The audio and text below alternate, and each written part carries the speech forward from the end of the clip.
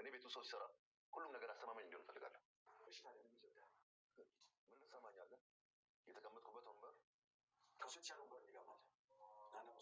እናት አልሞተችም። ለናቴ እውነቱን እናገራለሁ ብላ በቤት እጅ ወደቀች። ናቴ ስለ እናቱ አለመሞት ማወቅ አለበት ብላ እንግዲህ ናቴ ወዳለበት ቦታ ቀጥረውም ነበረ።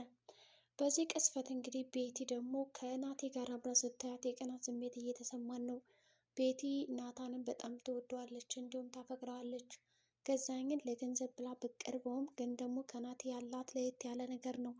ይሁን እንጂ በዚህ መካከል እንግዲህ በአሰሪና በሰራተኛ መካከል ትልቅ ግጭት ተፈጥሯል። ዓይንሽን ላፈር እየተባባሉ ነው አይጥና ድመት። እንዲሁም ደግሞ በጥርጣሬና በሀሜት ተይዘዋል።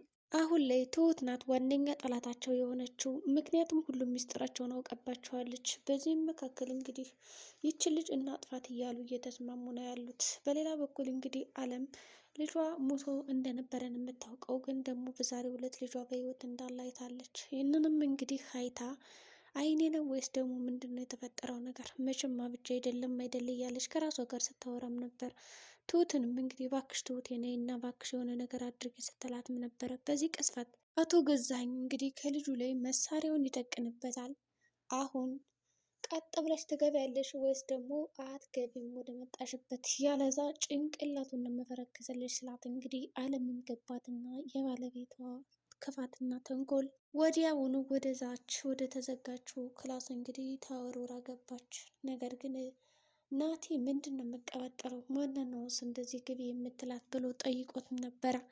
ግን ደግሞ ከኋላው ዞር ሲል እንግዲህ ያያት ትሁትን ነበረ።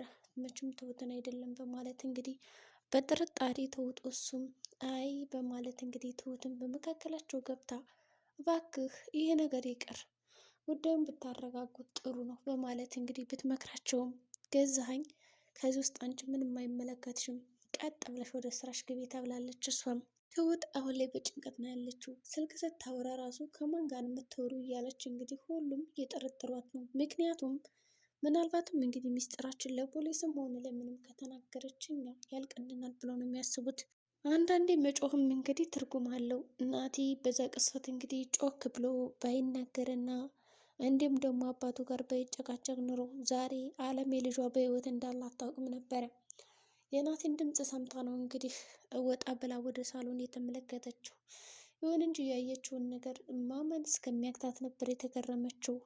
ሆኖም ልጅ አሁንም እናቱ እንደሞተች ነው የሚያውቀው። ግን ደግሞ ትሁት እነግርሃለሁ፣ ይህንን የምነግር ደግሞ ከነገርኩም እኔ በጣም ከባድ ችግር ውስጥ እንዳለው እንግዲህ አስብልኝ ብለዋለች።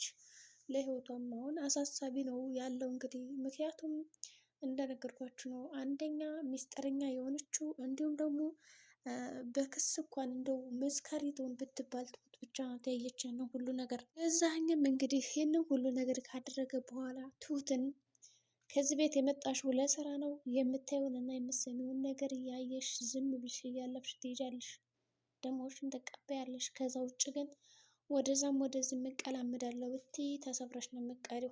ካልደረሱብኝ አልደርስም፣ ካልነኩኝ አልነካም፣ እኔ አባ ነብሮ እያለም ይመስላል እንግዲህ ገዛኸኝ። ትሁትም እሺ በማለት እንግዲህ ነገሩን ለመብረድ ሞክራለች። እንዲሁም ደግሞ በብልጠት ለመያዝ እየሞከረች ነው። ገዛኸኝና ባለቤቱ ግን በእነሱ መካከል ራሱ ምንም አይነት መተማመን የለም። በተለይ ደግሞ እንግዲህ ከናቴ ጋር ሆና ብቻዋን የሆነ ነገር ስታወራ የሚጠረጠራት ነገር አለ።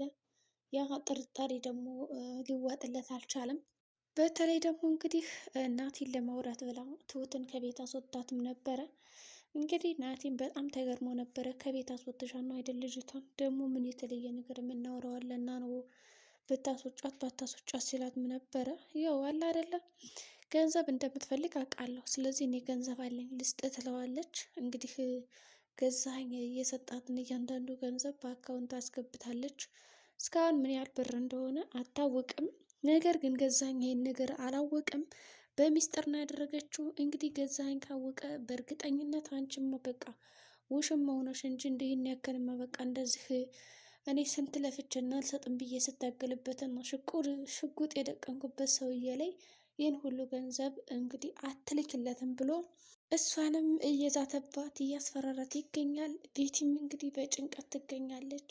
እንግዲያውስ በቃ እኔ በዚህ ሁኔታ መኖር አልፈልግም፣ ከዚህ ቤት እኔ ሰላም ነው የምፈልገው፣ ወደ እናቴ ቤት እሄዳለሁ ስትለው ወዴትም አትሄጂም፣ እናትሽ ራስ መምጣት ካለባት እዚህ ቤት ትመጣለች ይላታል ማለት ነው። እንግዲህ ቤቲም ታይዛችሁ ለቁ ነው እንዲህ የምትለኝ የምን መምጣት ነው ወደዚህ በማለት ነበር የመለሰችለት። እሱም እንግዲህ የራስሽ ጉዳይ አይመለከተኝም በማለት ነው የመለሰላት። እንግዲህ የቤቲ መጨረሻ ምን ሊሆን ይችላል? አሁን አቶ ገዛኝ እንግዲህ ባለፈው የሰጠውን ሀብትና ንብረት የት አድርገሽው ነው ነይ መልሽልኝ ብሎ እንግዲህ ብዙ ነገሮችን ጠይቋታል፣ ነግሯታል። እሷ ግን እየነገረችውም እየመለሰችም አይደለም። ይሁን እንጂ ገዛኸኝ ካወቀ የላኩለትን ገንዘብ እንደሚገለኝ እርግጥ ነው እና ናቲ እባክህ እንድታድነኝ እያለች እየለመነችው ነው ናታንን። ናታን ደግሞ እኔ አይመለከተኝም፣ የሰጠሽኝ ገንዘብ ራሱ የእናቴ ላብ የእናቴ ሀቅ ነው፣ ስለዚህ ገደለሽም ምንም ማድረገሽም እኔ አይመለከተኝም ብሏታል። እሷ ግን ያንን ገንዘብ ያስተላለፈችለት አንደኛ ስለምትወደው ነው፣ ሁለተኛ ደግሞ ከገዛኸኝ እጅ እንኳን ይጠብቀኛል ይረዳኛል ብለም ነበረ። ግን ደግሞ ናቲ አይመለከተኝም ብሏታል። እንግዲህ አቶ ገዛኸኝም የትሁትን አጎት ተብዬ ሂዶ አናግሮታል፣ ጠርቶታልም። ትሁት የምትባለው ማናት? ምን ሆነህ ምንድነው? በማለትም እንግዲህ ለማስፈራራት ሞክቷል። እንግዲህ አባባ ጎበዝና ጀግና ነው። እንግዲህ የምትፈልገውን ነገር ስታቅ በግልጽ መተህ መጠየቅ ትችላለህ። ግን እንደዛ አይነት ጥርጣሬ ውስጥ እያለህማ ይህንን ሁሉ ነገር ማድረግ የለብህም። ስለዚህ እኔ አይመለከተኝም፣ የፈለግከውን ነገር ካለ ለእኔም ለእሷም መጠየቅ ትችላለህ በማለት እንግዲህ ቀንዱን ብሎት ነው የወጣ። ከዛ ቢሮ እንግዲህ እኔም ቢሮ አለኝ ሀብታም ነኝ ብሎ ሊኮፈስበት አስቦ ነበረ። አባባም እንግዲህ እኔም ከዚህ የበለጠ ወንበር አለኝ ግን ደግሞ ምን ታደርገዋለህ በማለት ነው እንግዲህ አቅምሶበት የሄደው። እዛህኝም እንግዲህ ያስፈራራለሁ ብሎ ያው ፈርቶ ነው የወጣ ማለት ይቻላል ከዛ ቢሮ። ምክንያቱም ያለው አማራጭ ዝምታ ነው። በዛ ላይ ደግሞ ትሁትም እሺ ብለዋለች እንግዲህ ሁሉን ነገር አምና ዝም ልትል። እንግዲህ በመጨረሻም የወሰነው ውሳኔ ገዛኝ ሁለቶችንም ከዚች ምድር ማስወገድ ነው። አለሜንም እንዲሁም ደግሞ ትሁትንም ማስወገድ ይፈልጋል። ትሁትም እንደሚገላት ራሷን አሳምነዋለች።